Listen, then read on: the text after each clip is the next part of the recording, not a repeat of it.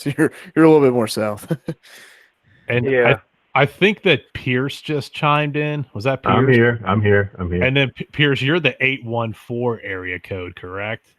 Correct. Cool, man. All right. And then, hey, Mark, can you help me with the attendees list? I don't even have my laptop set up here. I just just jumped on. I know. All right, I guess I'm doing double duty unless somebody else wants to help me. Wink, wink, nudge, nudge. Marco Chaffion.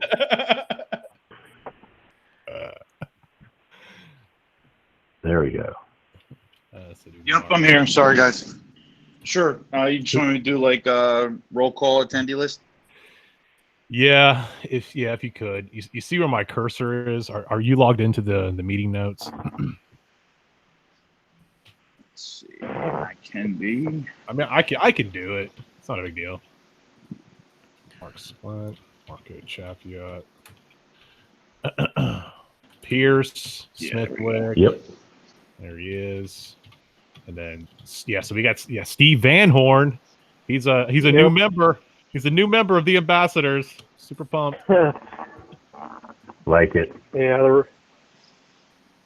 Steve, yeah.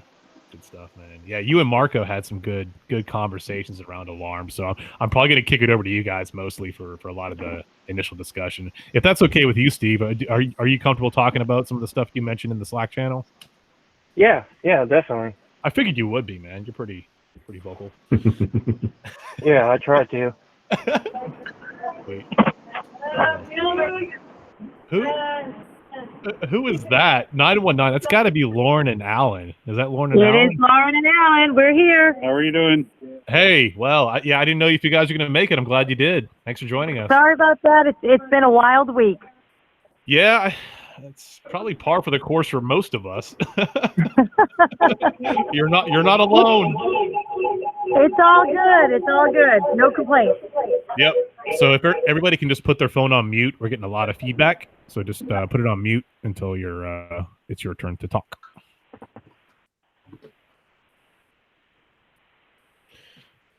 Let's see, Alan and Lauren, CTS. We'll get started here after I do roll call. So Alan and Lauren, CTS. Who else we got? Who am I missing? Oh, Mason Bortz. Mason's on the call. Yep. Yeah. I made it. You did. I thought you'd be exhausted from our epic 2-hour discussion yesterday. I went home and went straight to bed. I was like, oh, man, Blake really it tires me out, man.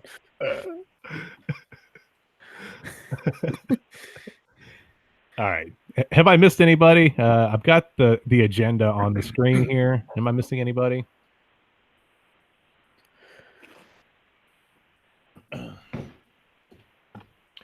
Cool. Let's get started. I was hoping that John Laurie would join us today, but I don't know if he's going to. I'll send him a note real quick. No, I'm already on. Oh, you are? Okay, cool. I mean, I was doing roll call and and you didn't respond, so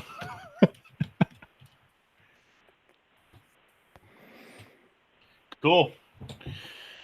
All right, let's get started. I got a quote, an Albert Einstein quote. Well, first and foremost, thank you guys. This is our 4th meeting, and for me, these have been extremely beneficial because it formalizes what we're doing here, and it helps me stay on track throughout the week. You know, with my goal setting, following up with people, and learning a metric ton of stuff about the industry that I don't know about. So for me, it's incredibly beneficial, and I really hope that it's incredibly beneficial to everybody else that attends these meetings. So we have an Albert Einstein quote: "Strive not to be a success, but rather to be of value." So for me, what that means is, provide that value first. Constantly be providing value, just like we're all doing here. We're providing value to each of us in the Slack channel, and then on Instagram, and then success will come later. Whatever success looks like to you, but for me, provide that value first. That's where I find the most fulfillment. And again, the purpose of this is to build the community, talk about some growth strategies, which is also a focus area for this meeting, and then sharing knowledge as per usual. Housekeeping items. I should probably put the record at the very top. Let me make sure I'm recording the meeting. Hold on. Yep. Okay, we're good. Phone on mute to reduce noise. And if you're in the Slack channel, post questions or comments. I'll be kind of monitoring that. Hopefully I can use that effectively. If you don't feel comfortable speaking up, but I do encourage people to speak up. Just try to just reduce the noise by keeping it on mute. And then I got a couple organizers kind of loosely just selected Marco and Steve to help me with around the alarm discussion portion. There were some really good conversations a couple days ago, maybe it was yesterday, around some alarm stuff, and I want to dive deep into that. And then Marco, I think Marco did a bunch of design work. I saw some updated shirts, and I'm like really excited about that. We'll dive into that towards the end of the meeting. Previous action items: follow all ambassadors. Make sure you're following everybody on the appropriate channels. There's a lot of other social media channels, Twitter, LinkedIn, Facebook. We're active on all of those, or at least Low Voltage Nation is active on all of those. So definitely look at that. Interact, like, and engage. Continue to do that. I did review the ambassador list in Slack, and it's up to date. So if you ever need to, it's on my screen right now. So if you go to the ambassador channel, and then you can click on and see who is in each individual channel. So I have that pulled up right now. Cool. Marco, looks like you added the remaining logos. I think, was there any ones that you had difficulty with for the shirts? Do we need to follow up on any of that, Marco? I have to reach out to everybody. I apologize. I got a little jammed up this week. And I don't know if some of the guys, like Attic Snook and those guys, if they have anything, a logo, or if they just have something in mind they want to put on there. Maybe I'll what do you think the best approach is with that, Blake? Just put a shout out in the ambassadors group and say, hey, how do you guys want to handle this, or do like a Google form? I would say just throw it out in the ambassador Okay. Slack channel. Let's just try and keep everything there. And if Sure. if you're not active in the Slack channel, then you're kind of missing out, I guess. I'll reach out. I talk to pretty much everybody, whether it's Instagram or Slack or Pot or whatever, but I'll definitely reach out. But I would just throw something out into the Slack channel, and if nobody responds to it, then they kind of missed the boat on that. But Okay. I'll touch base with them. Marco, I just updated mine, just so you know. Oh, cool. Thank you. Sure. Okay, cool. Yeah, that was Pierce. Pierce sent over his high-res logo. Thanks for doing that, Pierce. You got it. Word. Cool. Let's dive into some alarm discussions. I want to throw it over to Marco, and I want to see what's going on the resi and the commercial side. So Marco, if you could just kind of talk about like what you're doing on both sides and like what you've seen is successful and what's not successful. Give me your thoughts on that. Yep. So, being on really both ends of the spectrum, I would say 60% of our work is commercial, 40 is residential. And a lot of things in the past, most commercial environments just want to arm the alarm locally and be done. And then on the residential side, they want to have more feature sets to it. So now what we're really starting to see is that everyone wants to have all these key little functions and possibilities of doing like geofencing and alarming when they just walk out, right? A lot of people want to be hands off now. They don't have to remember anything. And like I'm saying, originally it used to be just on the residential side. Be like, all right, cool. I can tie all this stuff into my alarm and I can do all this from my house. And now they're like, well, can I do this at work? So that's the biggest thing I've seen in the last, I'd say 5 years, that people, meaning on both ends of the spectrum, are getting very knowledgeable on the quote unquote smart home. I hate using that terminology because it's such a broad statement. Like what everyone classifies as smart device is something different. But now what we're really seeing, instead of maybe just putting in on the commercial side, like a Honeywell Vista, which is just one of your basic down and dirty, as I like to call it, alarm panels or Berg panels, they want something more intuitive. Maybe we go like to a 2 gig, or we'll do like a Honeywell Lyric or something along those lines of being more advanced. That's what we've been seeing. What do you use for commercial? What's your kind of general panel that you like to use for commercial? I would say depending on the size of the facility, it's generally a Honeywell system. Still, we'll do like a Vista 20 or a Vista 128, depending on the zonage, and then we'll typically tie it into an Alarm.com module so that they can have all those quote unquote smart features. If it's something that's maybe like a smaller office space, I generally stick with like a 2 gig, generally because it's a little more pretty, I guess you could say. What's the panels to avoid in your opinion? Overall, Yeah, like maybe more commercial oriented. I have zero experience in this, so I'm just curious. okay, sure. I would probably say, in my experience, the GE stuff, which is now, I know Steve and I were talking about it, which are they've been discontinued essentially. So they're getting out of the business. So we've been coming across a lot of them lately. But I've never really had a fun time with Bosch. And then maybe some of the DSCs and the DMPs are really the ones that not necessarily stay away from, but more of just not so prevalent, I would say. I really think on the popularity side, it's my opinion, it's always really been Honeywell has been like the big boy, right? The 800-pound gorilla in the room. And then 2 gig is kind of new. Bosch has been on and off with their panels. They come out with some new ones, and then you have to reprogram everything or restructure everything. I generally like that you can have a Honeywell panel from, late 1990s, and you can still use the contacts in a brand new panel today. So they're very backwards compatible on that end. Gotcha. So for me, I had a heck of a time recently with a ProWatch and a Vista integration. I'm curious, maybe Marco can answer this, or maybe Steve. What are you doing for integration with access control and intrusion? Are you doing anything? Have you seen any product that is pretty easy to integrate? Alarm.com's is seamless because now they have their own access control system. Honeywell works with Honeywell generally, the big boys usually don't participate too nice with anybody else. We have a couple national customers that we try to tie in with some of our access control systems, surveillance, and the Berg or Berg Fire. But it's like you're saying, it's tough. It's really tough to get that integration unless they have like an open API. You're generally not going to be able to play nicely with everybody unless you're using the same manufacturer throughout. Even then, sometimes it doesn't work. Yeah, with me, I'm dealing more with large commercial project or accounts.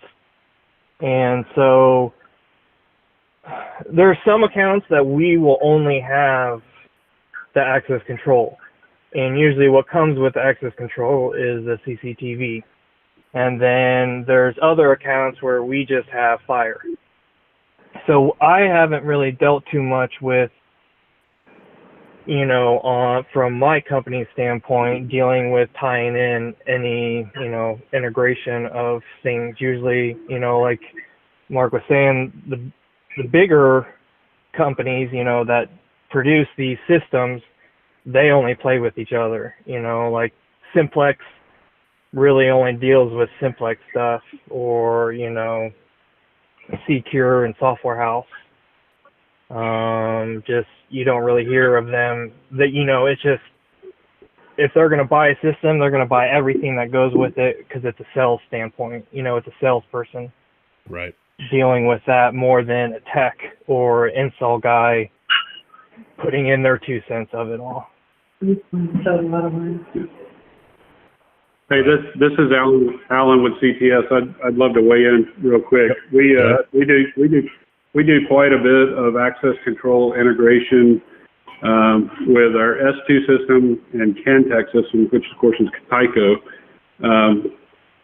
where we don't deploy any keypads. They have a badge in, badge out for alarm and disarm. S2 integrates. We can do a non-software integration with the Neo panels from the DSC folks, and we like the way that rolls out. We can do a Bosch direct software integration or a DMP integration through S2, which is direct. On the Mercury panel side, they have a little bit of trouble handing off downstream, which is not the case with like an Open Options or even Linnell. And on the Cantech side, you can roll out the DSC, Cantech access control, Exact Vision, CCTV, and put it all under one. If you use your corporate enterprise software, you can put it all in one GUI for the client, and they can walk around with a mobile app and arm, disarm, view cameras, enroll people with pictures, do everything. Wait, so Alan, what is that product that you mentioned that you can do everything under one umbrella? So it's all under the Tyco umbrella. It's DSC, I mean, for the access for the intrusion, and then Cantech for the access control, and Exact Vision for the CCTV.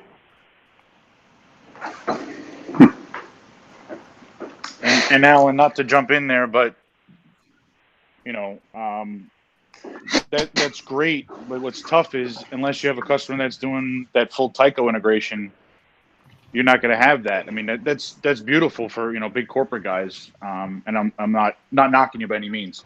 Just throwing in my experience with it. You know, Tyco's grown so big that they are now able to capture this ginormous vertical, and then all their back-end guys have now been able to tie all their pieces of software together. You know, like you said, Exact, you got your DMPs, your DSCs, and all these guys can now integrate because they're all owned under one conglomerate. So it's a great feature. It just can get expensive. We actually do that integration, a non-software integration between S2 for our access control platform and the DSC. You can set up with contacts and controls to have that arm and disarm the panel. So there are options for doing that for a client. Not even the big enterprise guys. We do that for 2 and 3 door, you know, 3 cameras and 3 door, and some glass breaks for a customer. They don't have to have a huge system to do that.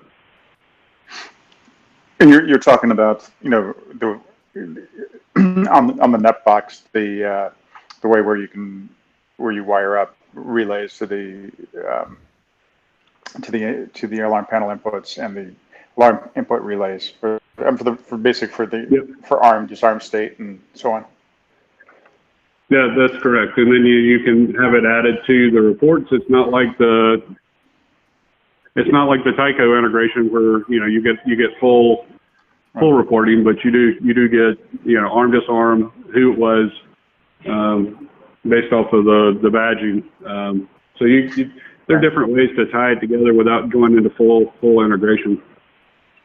Yeah, just to point out that right now that's only that wired, you know, relay to input integration for panels on the S2 net box is only available on the S2 micronode itself. It's not when the net box is talking to a Mercury panel. However, it definitely will not do it downstream with Mercury. That is 100% true. However, just on the quiet take, that should be available in 5.2. By the way, I am kind of helping us to get that working.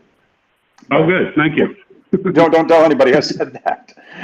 We sell a lot of the question though is you had mentioned like about Mercury and Open Options, and I just wanted to I was a little confused there because Open Options does use Mercury for access control, but I think they also talk to Bosch.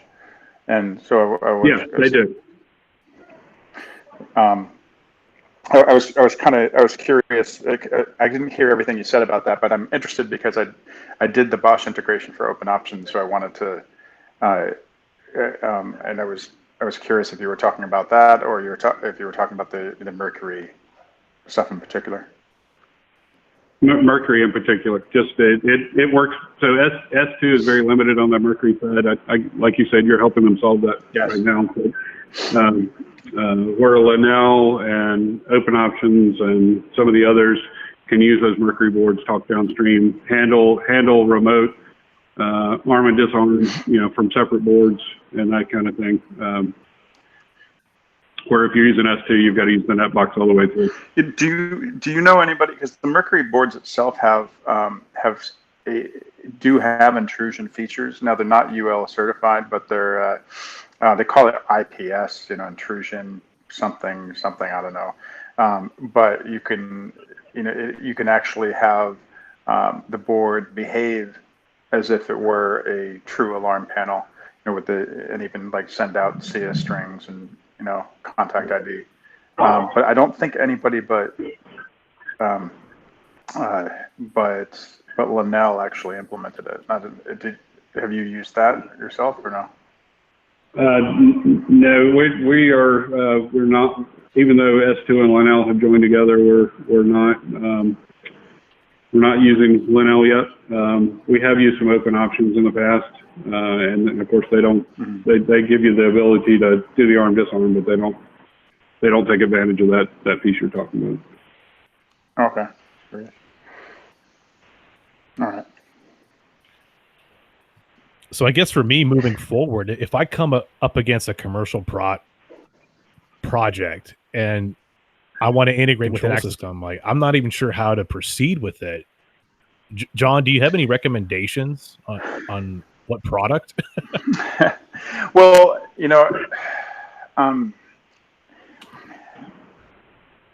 it's interesting because you would think that access control and intrusion would be better integrated, but they're not. I mean, I know S2 does the wired relayed input stuff. That they also talk to DMP and Bosch directly, software integrations. Open Options talks to Bosch. A lot of people talk to DMP. I might disagree with you on the default. I don't know if it was you, Blake, who said this, or maybe it was somebody else. But the idea of the big boys having a better access control to intrusion integration, because oftentimes the big boys that bought they basically they were by acquisition, so it wasn't, in my experience, the access control and the alarm portions have been separately developed and only integrated after the fact. Nothing comes to mind really as, oh, this hands down is great. But if to answer, I mean, and it sounds may sound bad coming from a guy like me, but I would say if I were going to install something, I would use I would use a copper wire integration. I would do something like I did a job like this for Siemens panels once, where it's just you can have I think up to 5 different input output pairs, like for arm disarm status, for alarm, like in alarm status, ready to arm status, all the basic conditions and control commands on a basic alarm panel you set up with copper wire pairs. I think that's probably the the best at this point, just because you have different terminology, slightly different ways of things, slightly different styles of operations between panels, like that. That like the Bosch, was it 90 something hundred? I don't know. I mean, it's very European. Like everything is sort of like partitions instead of instead of groups, and it's, I don't know. I can't say I really like Bosch all that much. I'm kind of rambling here, guys, but yeah, it's all good. Yeah, I was just curious. I mean, we have alarm.com, which might be a viable option. I'll just have to keep looking to see what my next step is, because I'm going to run up against this time and time again, and I'm going to end up FaceTiming you, John, freaking out in a data closet, trying to integrate a Lantronix to an RS-232. So that's kind of where I'm at. Well, I mean, I think if you're looking at something with ProWatch in particular, the Vista and the Galaxy the panels are probably your best bet for software integrations to ProWatch. But as a general statement, if I were to be, my general advice right now, I think, is like your best bet is going to be with these, relay input integrations. Right. Okay. So there was a question from Mark Salent around what people are doing on the residential side. I want to make sure that, Mark, that you got an answer to that. What were you able to figure out something around the residential side? So I was actually just asking some people that I know who have like Simply Safe and Ring alarm systems, and I'm just wondering, they were pretty much on ADT before, paying $40 to $50 a month depending on their package, and now they're going to the DIY systems. So what systems are you guys recommending for residential customers that are going to give them a little bit more quality or more features? I mean, for me right now, it's alarm.com, because they have all of the smart home integrations and it's all tied into one thing. So you can offer a little bit more that way. But I'm just wondering if you guys have any other solutions or thoughts on both from the technology implementation side, but also the marketing business side.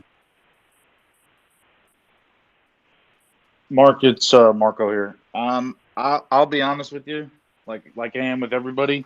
Really, the only other option was really the Honeywell with AlarmNet 360, and not to knock it. I mean, we've been dealing with them 20 years. They don't seem to change. And as far as feature set, like you're saying, I mean, we just switched to alarm.com maybe 2.5 years ago, and I really haven't been pushing anything else, because just like you're saying, with the feature set and the capabilities and how simple and robust it really is, it blows AlarmNet out of the water. Even with the new Total Connect version 2, I just don't think they can keep up at this point. You don't think alarm.com can keep up, or you don't think Honeywell can?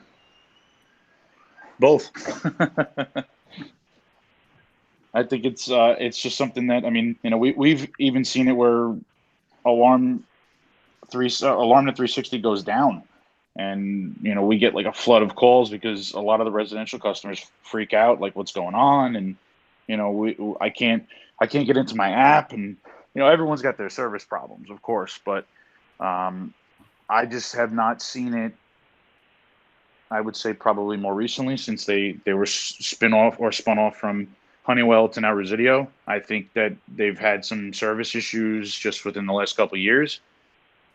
But overall, I don't think they're, on the residential side, I don't think they're really standing their ground. And a lot of it seems to be that maybe they're trying to get away from it in a sense.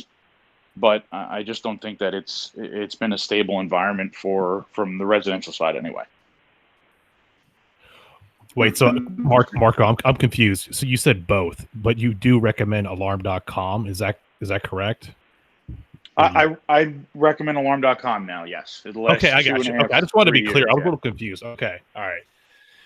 There seems to be a recurring theme here, and it's alarm.com. And what was interesting from the last meeting, alarm.com bought OpenEye. That's correct, isn't it, Mason? I think we mentioned that yesterday in the last meeting. Yep. Alarm.com bought OpenEye. However, OpenEye is keeping their founder and basically their executive team exactly where they're at. They're just getting a lot more money, and I'm hoping that brings on more integration. Currently, OpenEye integrates with DMP panels, and I'm hoping that brings on more integration into other devices. So cool. So it sounds like alarm.com is where we need to look like first if you're going to be doing alarms. Makes sense. So just to kind of wrap this up, because I guess I wasn't really seeing a clear answer either. You know, if I saw on the Paxton panels that they also have alarm integration, but does anyone have experience with that, with integrating that? Is that kind of what John said, the doing just kind of a direct link with some copper lines for arm and disarm, or anyone? I haven't played with it, Mason. Yeah. Is it their own No. Berg panel, or are they integrating with something else? They're integrating with something else, but they don't really list it. I'm pretty sure in the training they said DMP, but I honestly can't seem to find any information on it. So I was wondering if anyone had because I think experience it's with their that. Net 2 panel, if I'm not mistaken, right? Okay. That's correct. Yeah, they seem to be a little vague. I mean, it seems to be a great panel. You know, we've come across, I'd say probably a handful of them here and there, but generally when we're looking at them, we're replacing them. And I think Mark Solent and I had a conversation briefly on just like, what panels really have been out in the field. And, I've like I said, I've come across a handful of them, and they don't really seem to be too much in the field. I know that, what is it, AB Lock, I think in New Hampshire maybe deals with some of it more. I know he does Pro Data too. Yeah. Or mostly Pro Data. But it's hard because you have all these companies that say they do this and this and this, and you don't really know if they don't tell you, right? They all sell it, and it's that I always say if you want to know the true sales functions of a panel or what it's going to do to the customer, talk to a tech, because they're going to be open and honest about it. So what are you putting in? What are you putting in the field then? And I'm sure you've probably said this. I just can't remember. As far as Berg like, what are you panels replacing or those Paxton panels with? What are you putting in? typically it's a Brevo. Integration is what we usually replace it with. Yeah, because we can do the smaller panels and they're very cost efficient, if you will. And I'm not promoting them, but that's generally what we push. And I also had a conversation last week with Pro Data Key, and the rep is actually my old KeyScan rep. So it was pretty funny how he's jumped from different manufacturers, but they have a very nice line as well. Gotcha. Cool. All right. Marco, let's talk about fire real quick. What are you doing on the commercial fire side? What products are you using? What caveats or what pros and cons do you have for us? Typically, our go-to, if it's a cost-efficient platform, is depending, I guess, again on the devices. We'll generally push like a Vista if it's a smaller multi-tenant, like a Vista 250 BP or BFP. And then if we go with something bigger, we decide based on counts and what kind of scalability they need between a Silent Night or a Firelight panel. And as far as, go ahead. Silent Night, that's a separate company, right? That's not a Honeywell product, is it? It is owned by Honeywell, yes. Oh, it is? Okay, all right. Okay, go ahead. Sorry. No worries. So, a lot of these on the fire side, you can do different smokes and different damper controls and relays and things like that. But, again, you never want to do too many, because then your guys are all like, well, I don't remember what I put in, or I don't remember what I programmed. So I would say caveats are always, when you first look at a project, is just make sure you know what you're doing, right? Fire is a different beast. It's, aside the fact from it being life safety, and really it can be your entire company if you screw up. So that's just a big thing I always tell everybody. You know, if guys aren't in it, like I've had friends of mine that say, "Oh, I'm going to start doing fire," and I'm going to say, "Well, take it back a little bit, because what do you really want to do? It's not a residential setup. If you're going to multi-tenant where you're dealing with a big environment, you want to make sure that you have everything you need." So, you know, that's one of the biggest things I always say to be very careful with, because everybody thinks they can do this stuff, but if you don't do it right, you can really get burned. No pun intended, but you can really, I've seen some guys get in some real big trouble, and lucky, you know, that they were able to catch it soon enough, as opposed to something happening and the system failing. So I think those are the biggest things, and I take that extremely seriously. You know, we've gone in to do takeover jobs, and things aren't done right. Things aren't documented, and you have to make sure that in fire, it is done to the book, to the T, because if one little screw up can really get you. Are you doing everything? Are you doing the sprinkler system as well, or are you just doing kind of the programming side of it? So we don't get involved with the sprinkler side of it. We'll do the integration. I mean, I've had HVAC contractors say, "Oh, can you connect all my dampers and my my relays?" And we're like, "Well, this wasn't something that we were doing originally."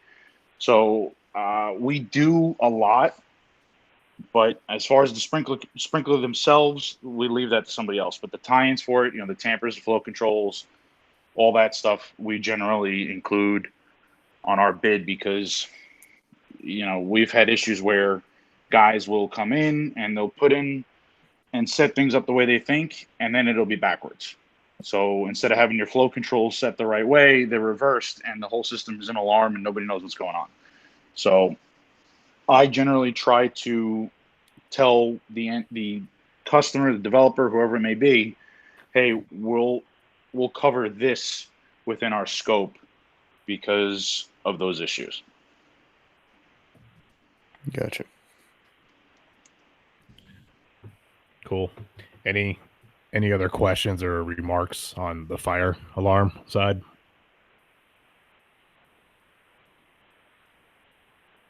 Marco does a lot. Yeah, I know. It's hard to keep it in my head. So when you gonna start rolling out babysitting and like Meals on Wheels too?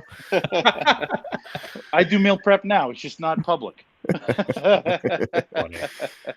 Yeah. So yeah, we got about 22 minutes left. So I want to make sure we have enough time for the goal setting section. So I just want to run down a couple of things, kind of switching gears just a little bit. But there was one thing I wanted to mention around doing fire alarm systems. So at Guardian Systems, where I work, we do a lot of fire. It's almost one of our bread and butter services.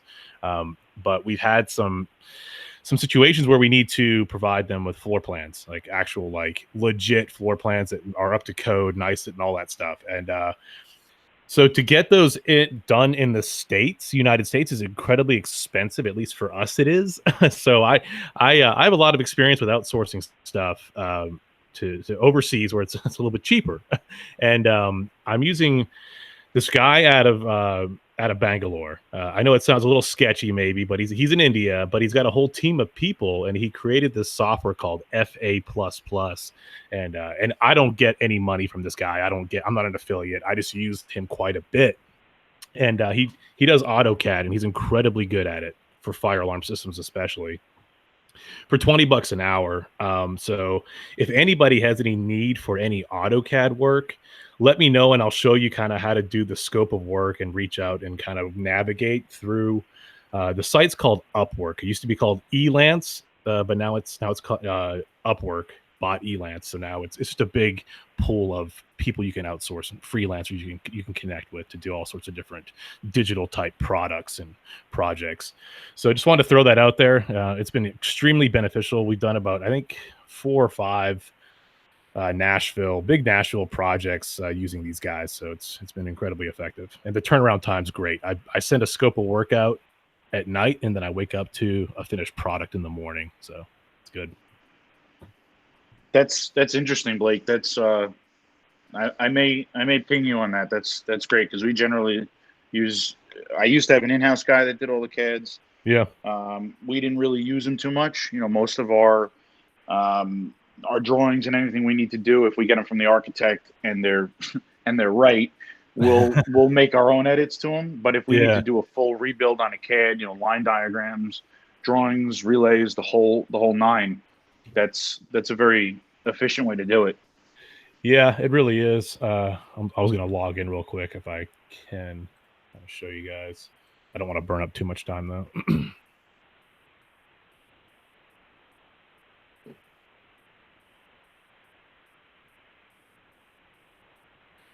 Yep. So here's my guy right here. And I've never met him in person. I've never done a Skype call. I've never talked to him on the phone. It's all done through my mobile app for the most part, or through the desktop application.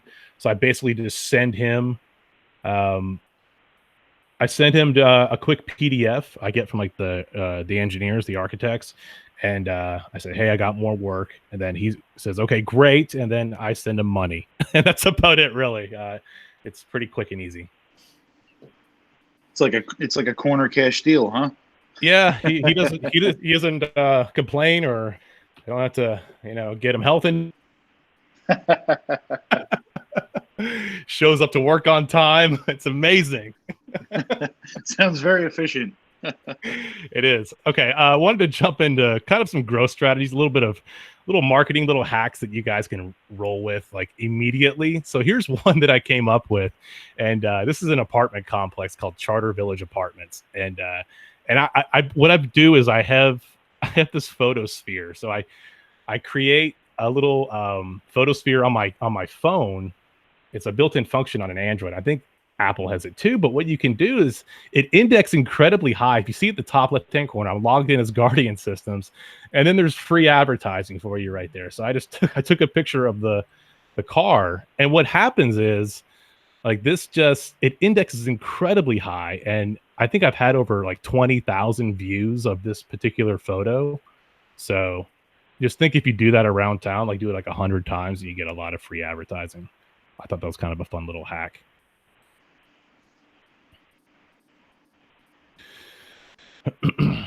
Next one. If you guys aren't on LinkedIn, I know Mark Salent is, some people from CTS as well. But I've been getting a lot of engagement doing these high quality videos, like little tutorial videos. And the reach is just amazing. The organic reach, I've had 120 reactions to this one. I've had over 4,000 views, but what's more important is that I've had over 60 plus connections of people that are in the industry, like information security. I actually got a speaking engagement in Texas at a technology council, and then also a chief information and security officer in New York wants to use my video in their classroom for their cybersecurity class in New York City at Lazard University. So if you're not on LinkedIn right now, I highly recommend you get on there, start producing content, and it's a really efficient, really easy way to get a lot of traffic to your company or to your personal brand. Any questions on those particular marketing growth strategy hacks? I like the photosphere. Probably use that. I think you should, Mason. Great. That appears interesting. Let me try that. How did you come up with that? What was the I just noticed that, well, the first one was there's this huge project in Nashville called Nashville Yards. And we were going to do the audio visual for the Hyatt, this huge hotel that they're building there. So you have Nashville Yards. Let's see, I'll do a quick little search for it. And it should be, so you see like on the left-hand side, if you're looking at the video feed, it's indexing at the very, very front page. So you see that I'm logged in here. So I published it with my blakeermis@gmail.com account, but if you look closely on the fire hydrant, there's my business card.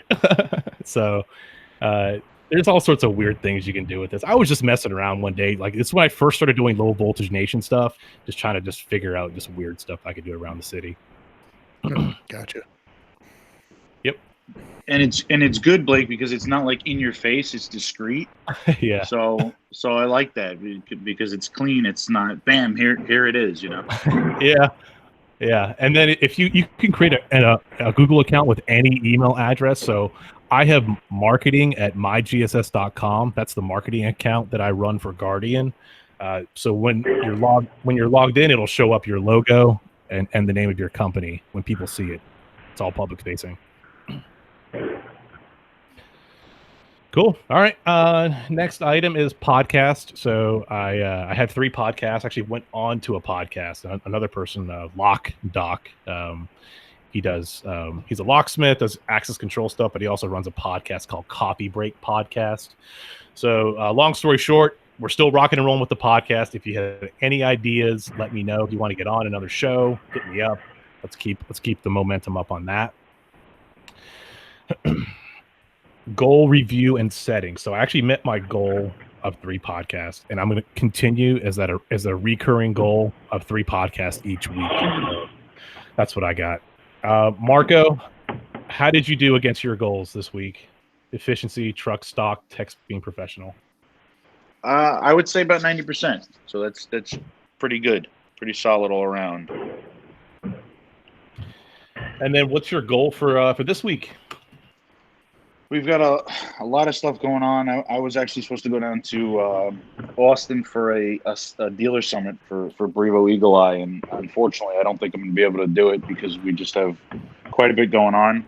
Actually, one of my old techs from another company who was working with us for about 4 years left, went somewhere else. He's going to actually come in this week and help me out because we just have so much on the tech side of things, whether it's programming or troubleshooting.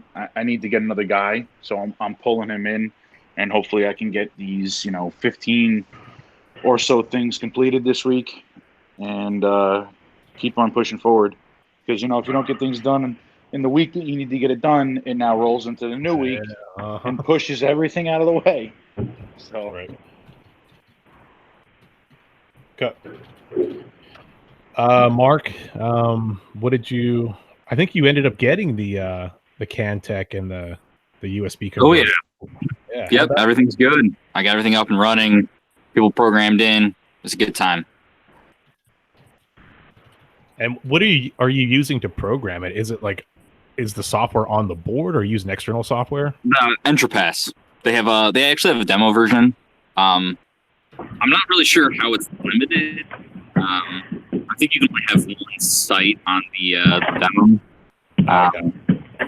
But yeah, I mean everything's looking good. That's cool, man. Congratulations. Kind of an old school feel to it, but I don't know. Sometimes I feel like that old school feel just works. Cool. What's your goal for this week? So I have a meeting with a Salto rep and someone from Rossler. Rossler and Salto meeting. Yep. And what are you trying to accomplish with those meetings? So I'm just trying to continue to build out the portfolio of different access systems that can offer different things for different customers. People are looking for that alarm integration and video camera integration, or they're just looking for one door, or they're looking for 2 doors at 2 different sites. Just trying to get the portfolio to say, what's going to be the best system for their application and anything they might want to do in the future. So actually, I also got teamed up with Kisi. It's spelled Kisi. I thought it was pronounced Kisi, but they pronounce it Kisi. Okay. And so they have a system that is aimed towards like the workplace sharing.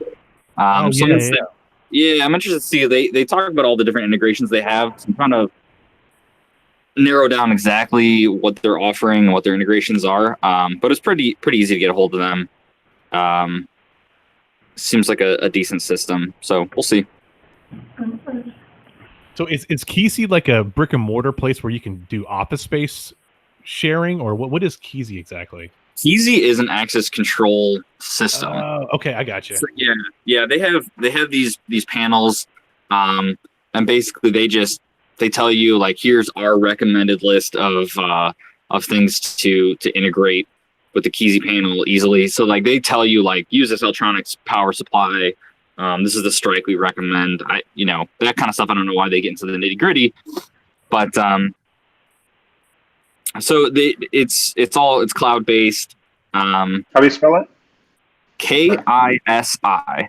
Now, the interesting thing about them is I haven't heard so much from the techs in like all the different forums. I on Facebook and stuff. I searched to try to find any information people that have used it, and I haven't really found too much.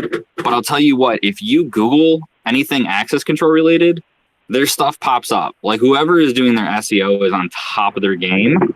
And I don't know if it's because it's a cool up and coming product or they've just got a lot of positive responses from other people, so that's why they're getting all the link juice. But Google something access control related, and they will probably be on the first page.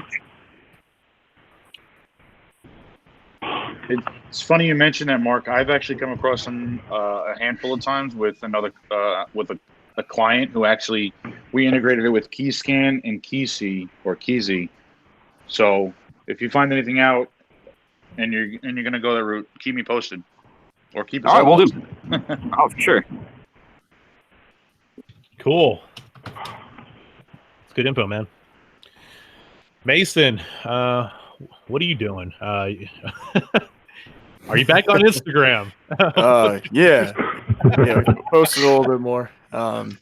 Gonna try to have a better week than last week. Let's start there. Okay. Yeah. Wait, so you got a big repository of Jeremy on Google Drive with his photos. Yeah.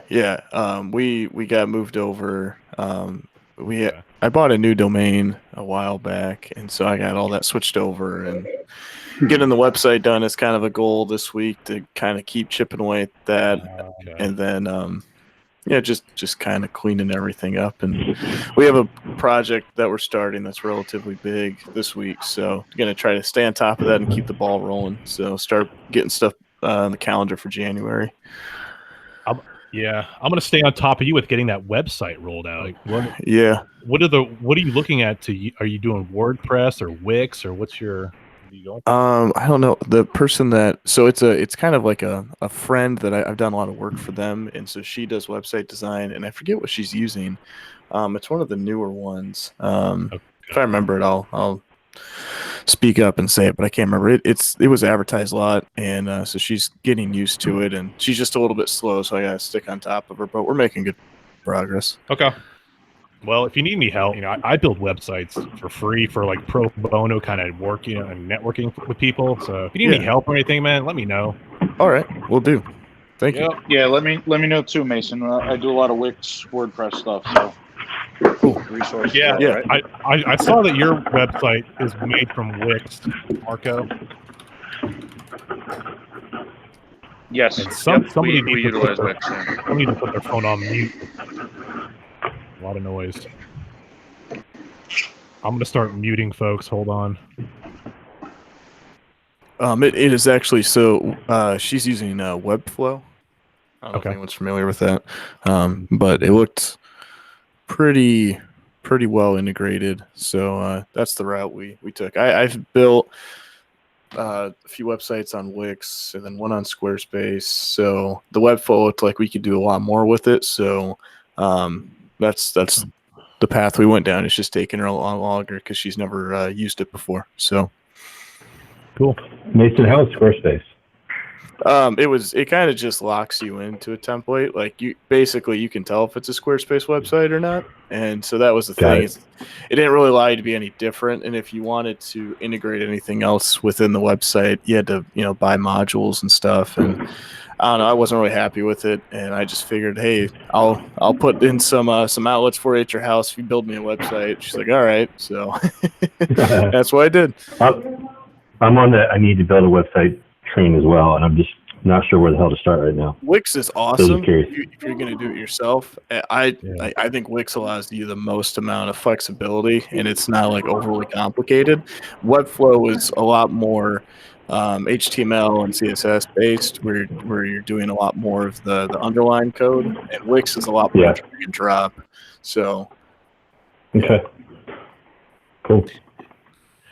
Yeah, I second what Mason said around Wix as well as Squarespace. I've used both of them, so. And I third Good to hear. Thanks, Blake.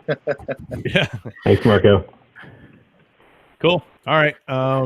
Who's next? Is Will Hoffman on the call? I don't think I got him on roll call. Will, you there? I didn't think so. I don't think Will's here. No, he's been making some progress on his Hoffman integration stuff, so that's cool. So if you guys aren't following Hoffman integration on Instagram, please be sure to send him some love, and let's get him boosted up and worked up. Kramer Snugs. I don't think Kramer got on. Kramer's working. He's working. Okay, and then we're all working. I know this is work, Mason. Come on, get on the damn thing.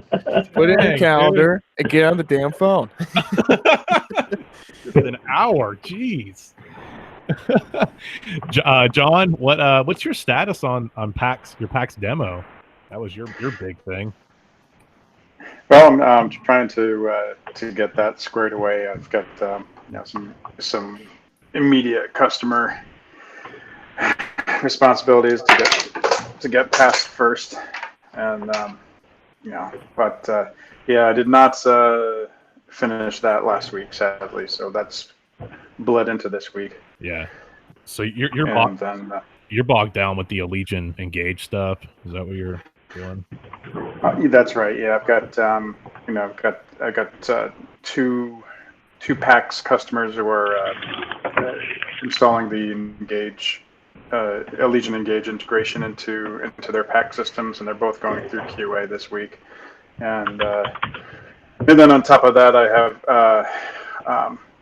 Brevo has these obscure readers that they can't get talking to their Mercury panels, and so I got to research that and tell them what they need to do to get those readers to work. So that's my fun-filled week in a nutshell. Cool. Keep me posted on PAX, because I want to get you to Nashville so you can demo that to Guardian.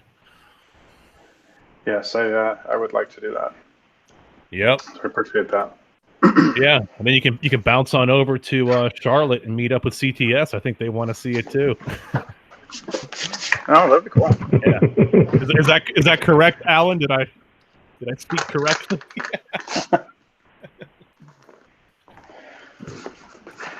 Bit of a drive though, but sorry, we couldn't get off mute. But yes, come see us in Charlotte. We love that, or in Raleigh, Durham.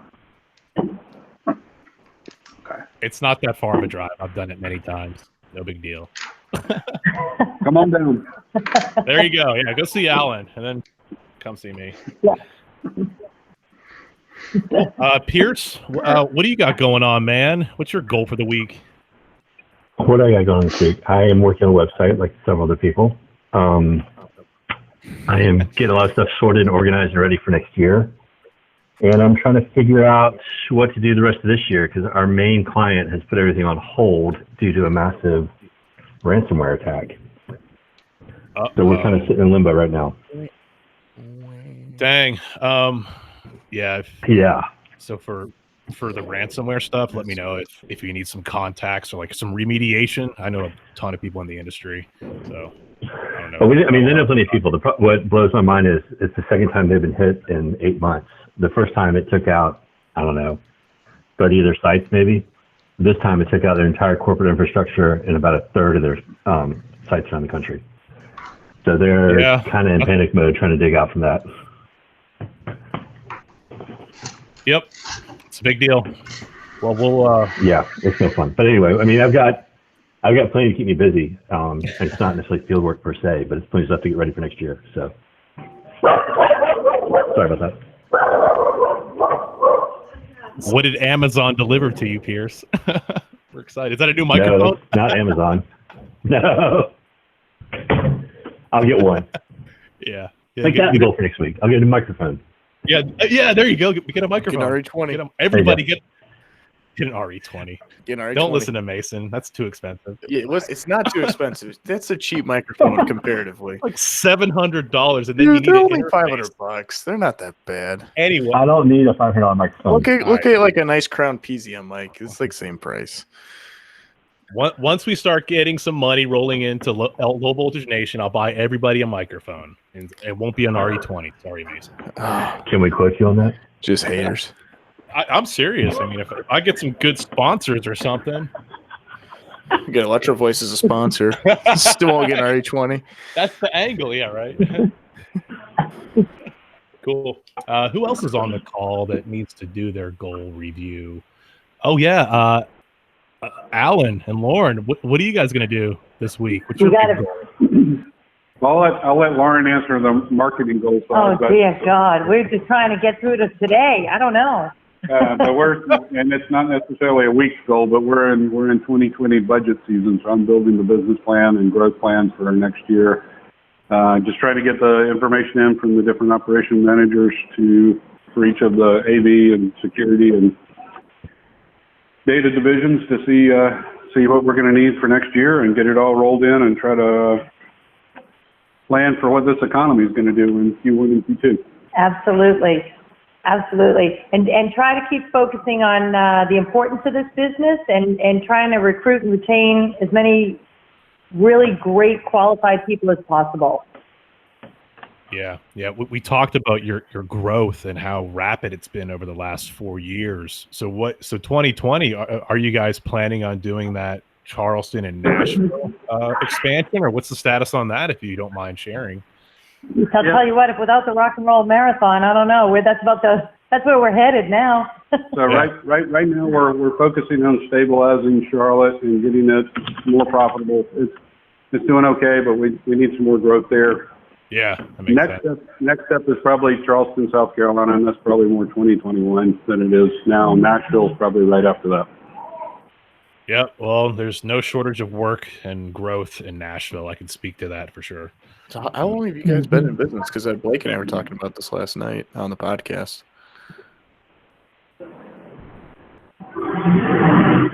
Say that again. We missed that first part. How long have you guys? When did you start CTS? The company was actually incorporated in August of 2015. It really didn't do anything in that first year, obviously. So all of the growth has come 2016, 2017 to now.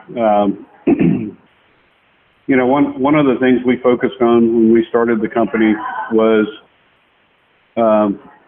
emulating the kind of the size company that we wanted to be when we were just three guys sitting in a garage putting the thing together. And so we built an org chart that had all the positions in it, different operations managers, different technicians, and then we filled our names into all of those slots.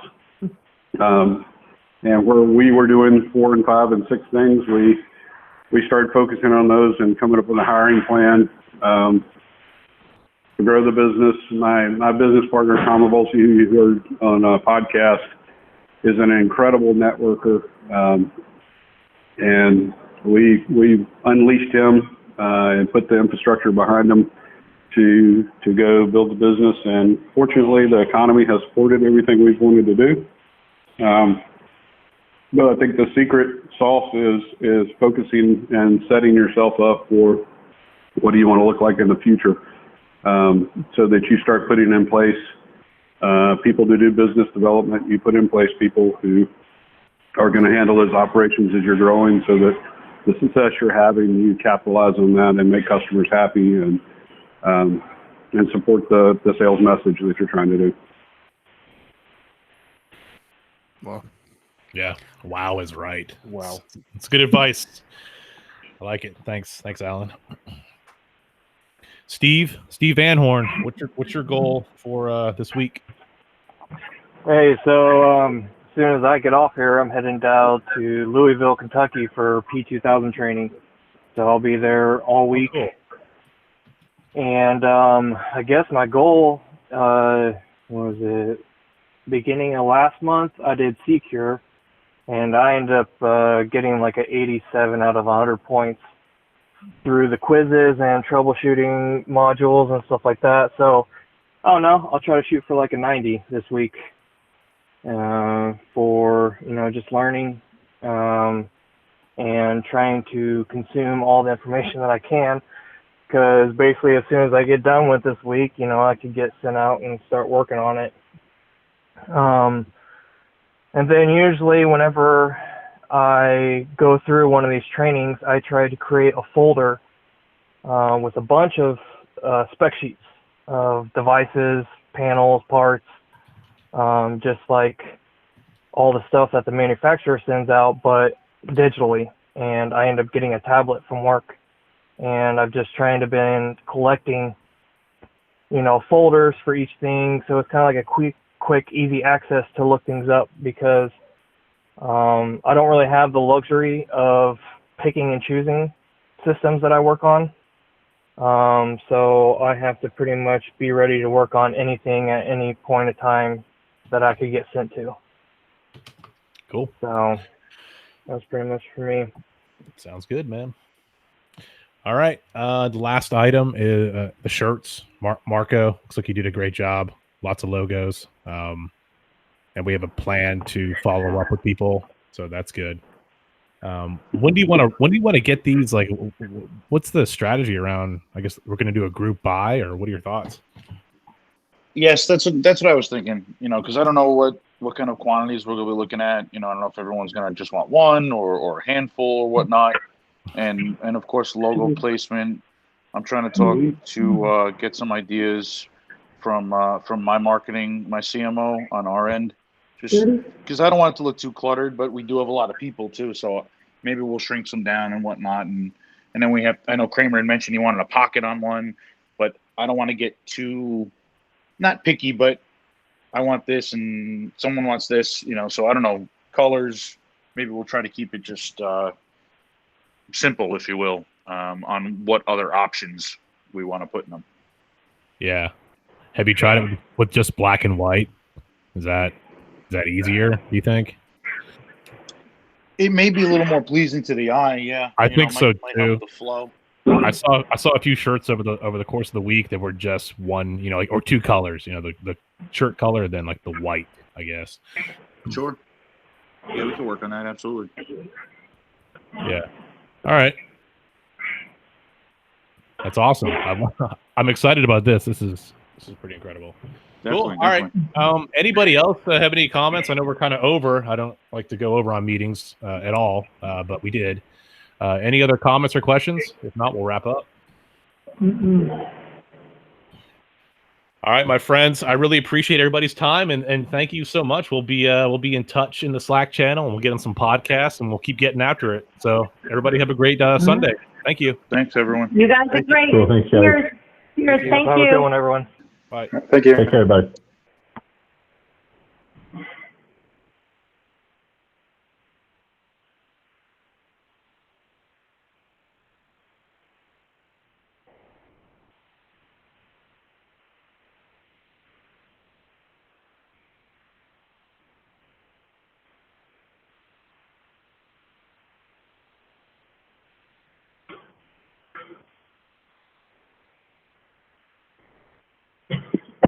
Everyone has left the call. No, that's Like a little mouse under the Uber. No. No, you did fine, honey. There was nothing wrong. I'm just laughing. I'm like, what the fuck am I doing? Why am I in this group? That's all I kept saying is right. It's just how I came to this group.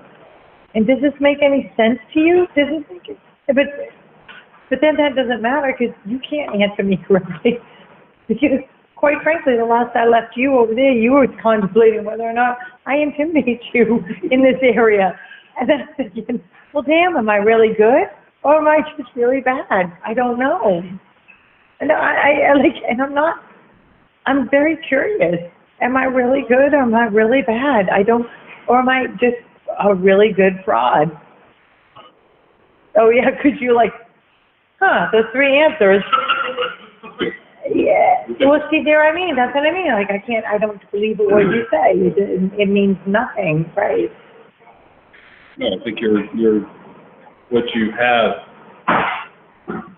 you have learned a tremendous amount about this industry. To do the technical writing that you've had, and to join in and answer stuff and put those stuff. And that is and the personality. That goes back, yeah, and pulling the personality. That goes back. The corporate versus residential, and the things that drive each of those groups. It goes back to your strength.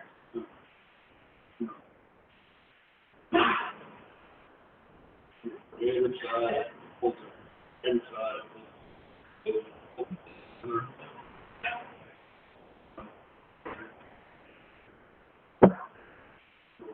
One of those sort of people I know, to be able to grab what you have, this little help is common.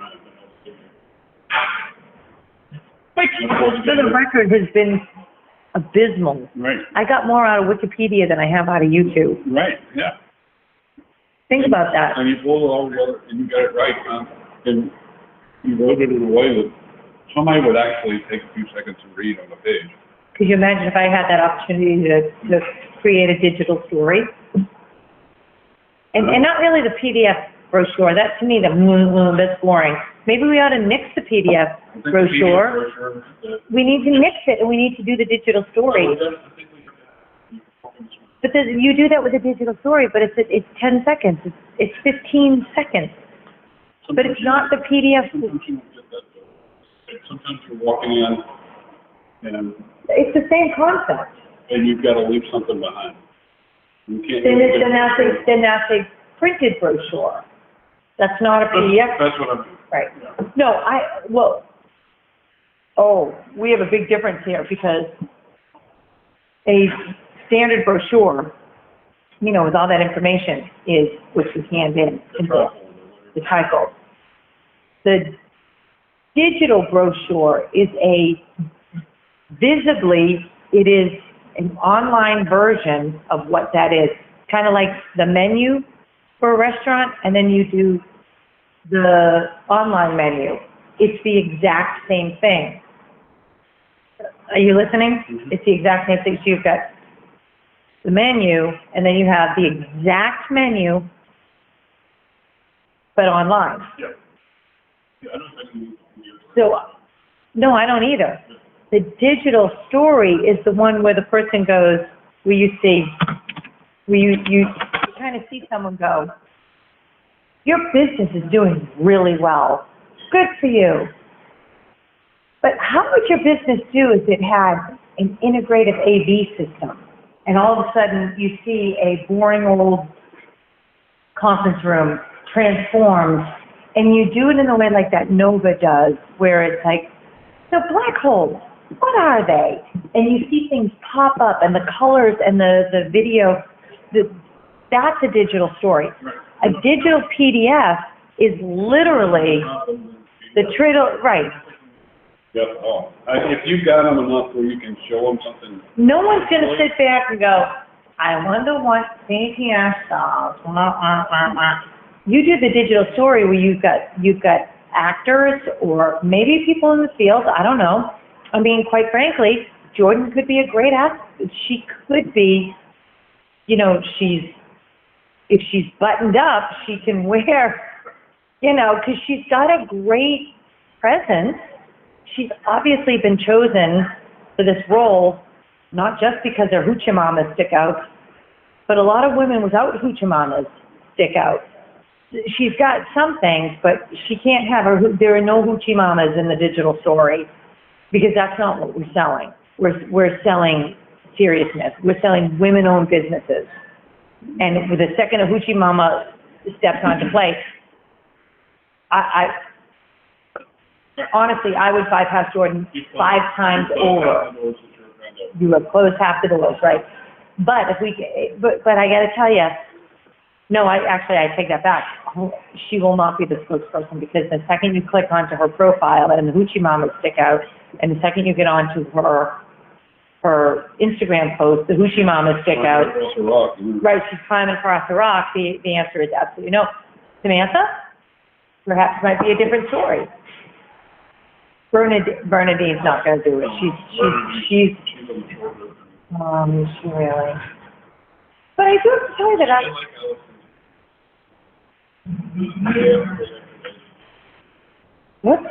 what is wrong with you?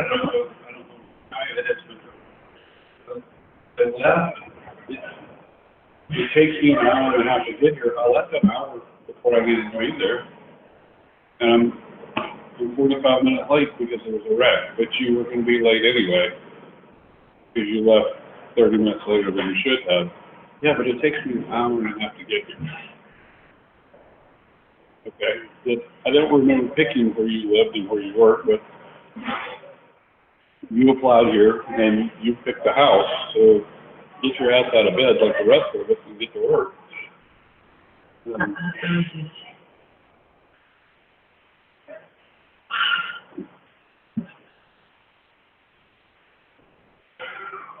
What do we think about our little low voltage nation community? I listened today. I think it is too.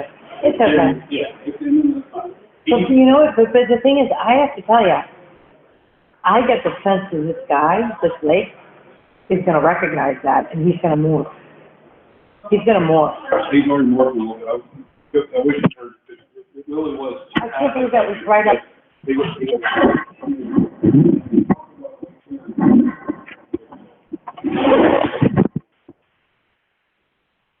I've been putting some visual content from I got medical care.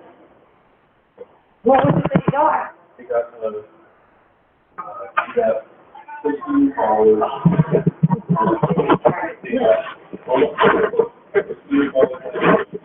He got a reach out from a network security guy from a big corporation asking if he used one of his network security videos in one of his training classes, and he got a speaking engagement for something in Texas. So they talk about low voltage cable.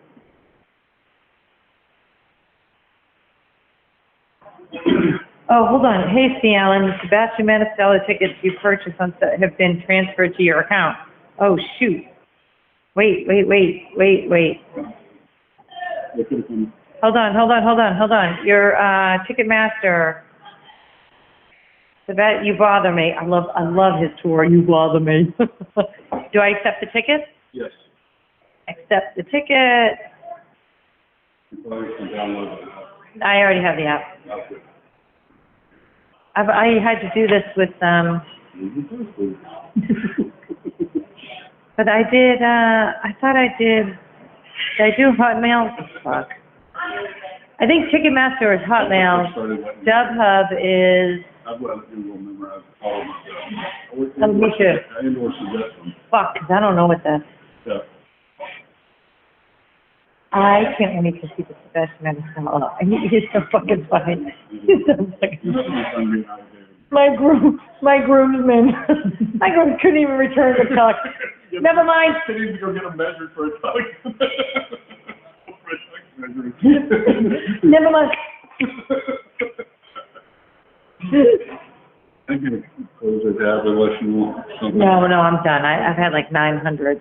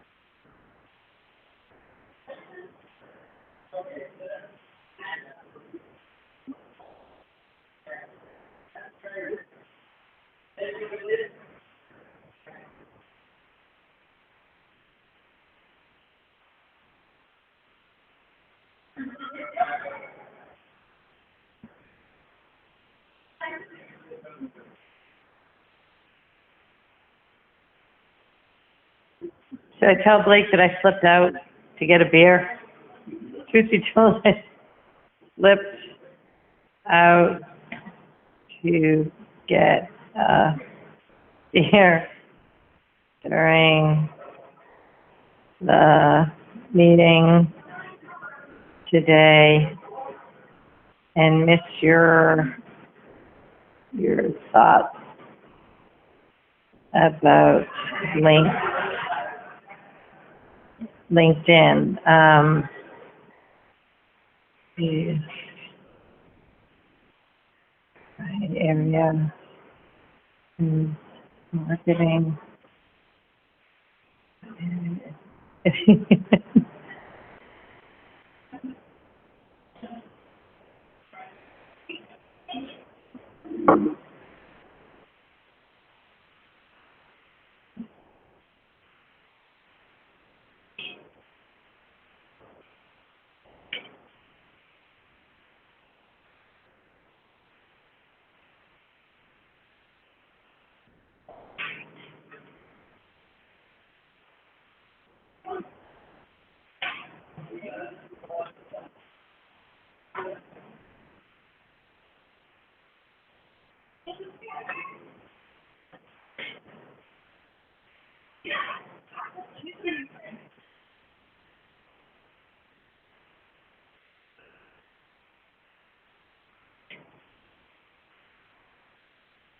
Do you think that's appropriate? Hey, Blake, truth be told, I slipped out to get a beer during the meeting today and missed your take on LinkedIn.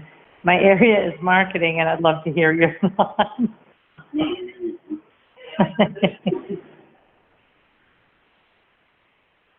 I'll just say LOL.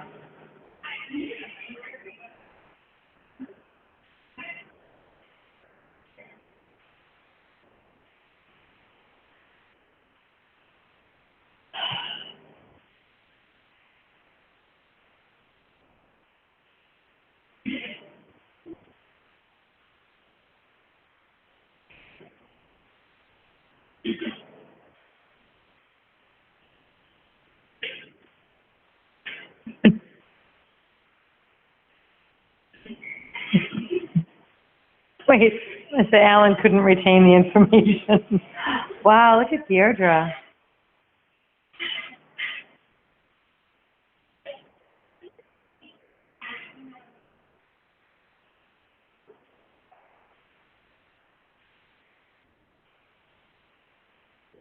Look at her.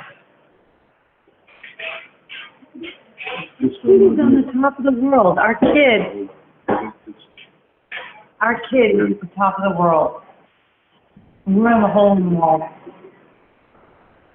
We should have been there today. We should have driven up.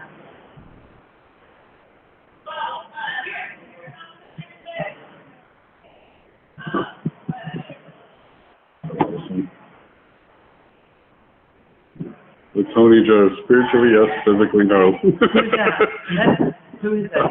Anya. Wrecking Wallows? The Tony Joe. Don't ever let me get in on fire as long as I live. That's so awesome.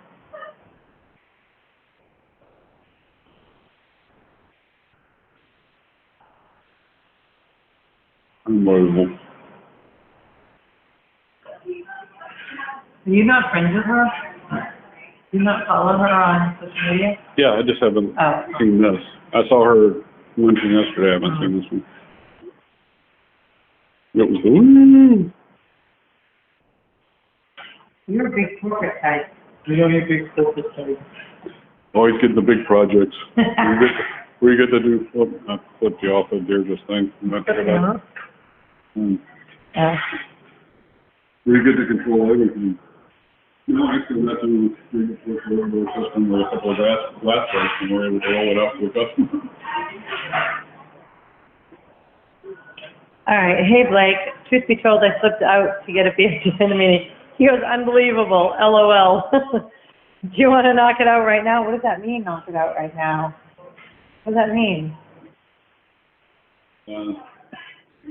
Oh. Yeah. Command center, I can send him. Oh, to talk? You want to talk? No.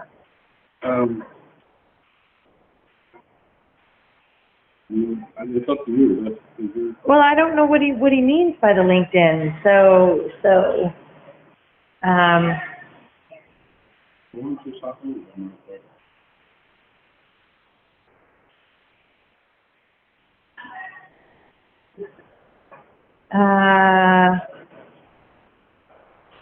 am I just calling in? Is that what happens? Is I just call in the same? Just asking. Oh. Maybe you need to call in also. Yeah.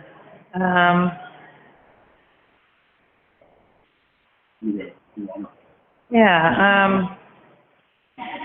Yes, please.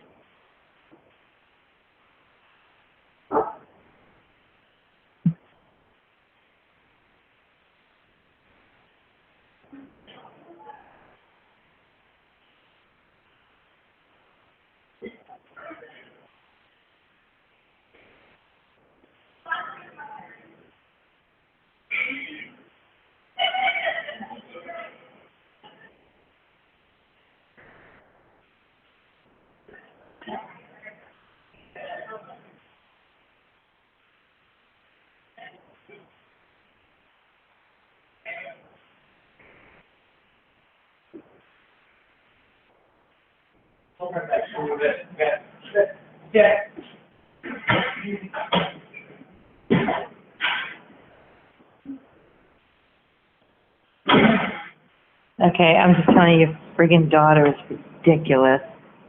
All right, he's sending me a new. This is insane, insane.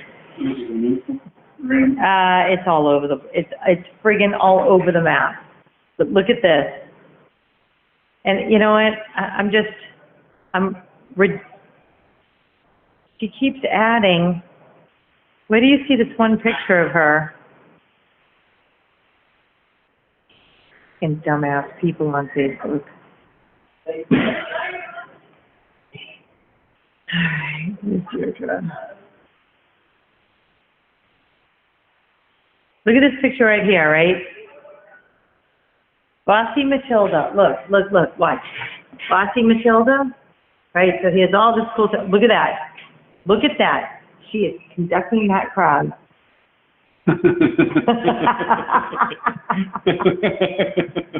She's probably going, who's the best friggin' team? They're like, the Nationals. That's her. Like, she's conducting that whole crowd. I gotta tell you, I did the same thing. But nobody got it on film, right? She had a legitimate job. I was just a drunk in the crowd. Oh, here we go. Yay. Oh, what's our, hold on, LinkedIn discussion. Hold on a second. Do I have to have a 255062? Hold on. 255062. Yeah. Why am I not? You're still on the phone.